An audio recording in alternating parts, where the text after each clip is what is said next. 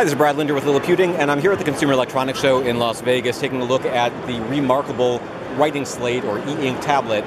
It's been available for a couple of years, but one of the things that's interesting is that this is a company that just sort of popped into existence a few years ago, said we're going to create a e-ink slate with a 10.3-inch display that has pressure-sensitive pen input, and a lot of people said, I don't know, can you do that? And they did. They put it out.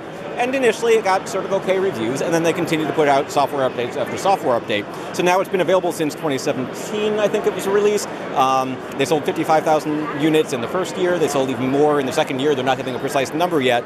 And it's had about 5 major software updates, including a recent one, which improves PDF export and handwriting recognition, including handwriting OCR support. So you can write things down and have them immediately changed. So can I ask you to sort of demonstrate a little bit of the functionality here? Yeah, absolutely. So if you want to maybe show the handwriting, since that's one of the new features here. Yeah, so we're here at the PepCom press event. So let me just choose to write a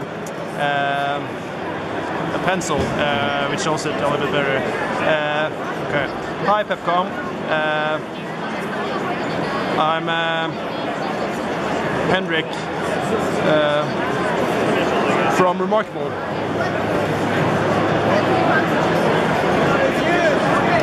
Let's see if it's always interesting to see how the Wi-Fi connection at events like this is.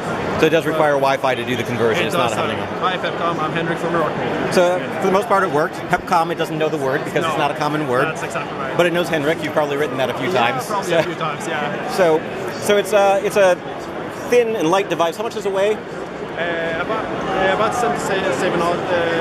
350 grams. 350 grams, so less than half a pound. That's probably around 11 or 12 ounces, I think. It's got a USB port on the bottom here. What is that, micro USB for charging and data? That's right. It can transfer PDFs when you create things. It can transfer it to a computer, and it gets, depending on what you're using it for, days or weeks of battery life, I would imagine. That's exactly right. Because it has that high contrast e-paper display. You can see we've got a couple of other versions here that are showing slightly better artwork than I was capable of doing. I tried to make a stick figure and it only came out half well.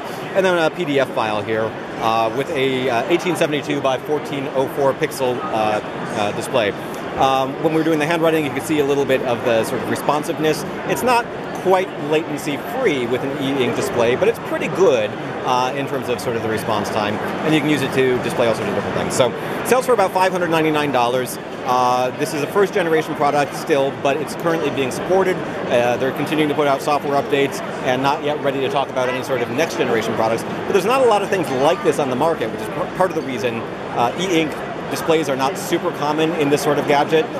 So basically, Sony has a couple of devices, a Russian company called Onyx has a device or two, and ReMarkable is a startup that is really competing pretty heavily in that space. So at $599, there's not a ton of competition for it. So while it's a little bit more than, say, a Kindle, it can do a lot more than a Kindle with an e-ink display. So this is Brad Linder with Liliputing, taking a look at the ReMarkable tablet and some of the latest software features that are available. You can find more information at liliputing.com or at the ReMarkable website, which is remarkable.com.